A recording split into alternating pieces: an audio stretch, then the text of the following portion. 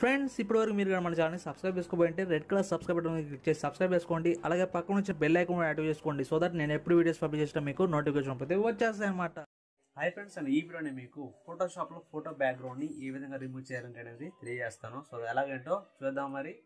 So friends, ముందుగా Photoshop software అయితే open చేయండి. ఓపెన్ చేసిన తర్వాత ఈ విధంగా మీరు ఒక న్యూ ప్రాజెక్ట్ అయితే తీసుకోండి. సో ఇప్పుడు మీరు ఇక్కడ ఏ ఫోటోని అయితే మీరు బ్యాక్గ్రౌండ్ రిమూవ్ చేయాలనుకుంటున్నారో ఆ యొక్క ఫోటోని ఇక్కడ యాడ్ చేయాల్సి ఉంటుంది అనమాట.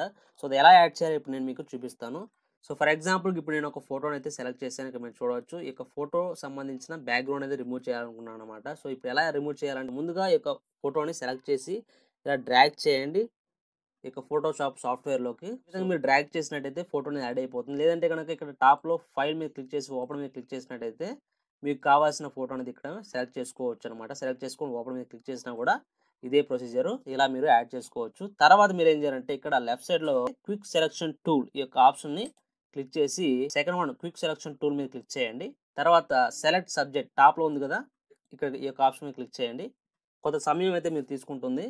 అండ్ తర్వాత ఇక్కడ మీరు చూసినట్టయితే మీకు ఫోటో అనేది సెలెక్ట్ అయిపోయింది అనమాట. ఇక్కడ మీరు చూడవచ్చు మీకు ఎంతవరకు ఫోర్గ్రౌండ్ అనేది ఉందో సో అక్కడ వరకు సెలెక్ట్ అవ్వడం జరిగింది.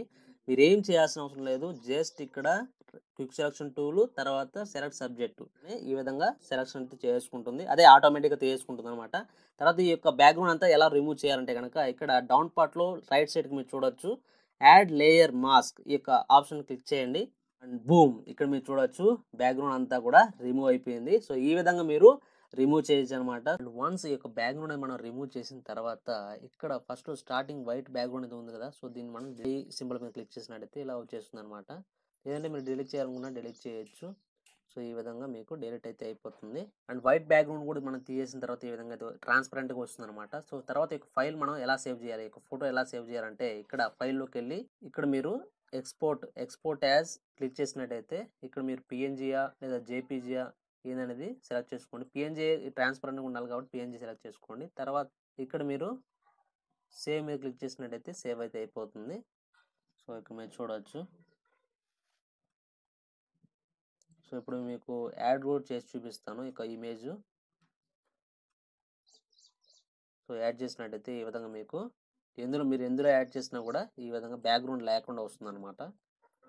సో జేపీజీ అయితే మనకి వైట్ బ్యాక్గ్రౌండ్ అయితే వస్తుంది. సో ఏదైనా బ్యాక్గ్రౌండ్ అయితే వస్తుంది అనమాట జేపీజీ ఫార్మాట్లో. సో ఫ్రెండ్స్, ఈ విధంగా మీరు ఫోటోషాప్లో ఫోటో యొక్క బ్యాక్గ్రౌండ్ని రిమూవ్ చేయొచ్చు అనమాట. చూసారు కదా, ఇది ఇవాళ వీడియో. ఈ వీడియోగా మీరు నచ్చినట్లయితే లైక్ చేయండి, అలాగే మీకు ఫ్రెండ్స్ ఆఫ్ ఫ్యామిలీస్తో కూడా షేర్ చేయండి. Thank you friends, thanks for watching. మళ్ళీ ఒక మంచి ఇన్ఫర్మేటివ్ వీడియోతో మీ ముందుకు వస్తాను. లేదంటే టేక్ కేర్, బాయ్.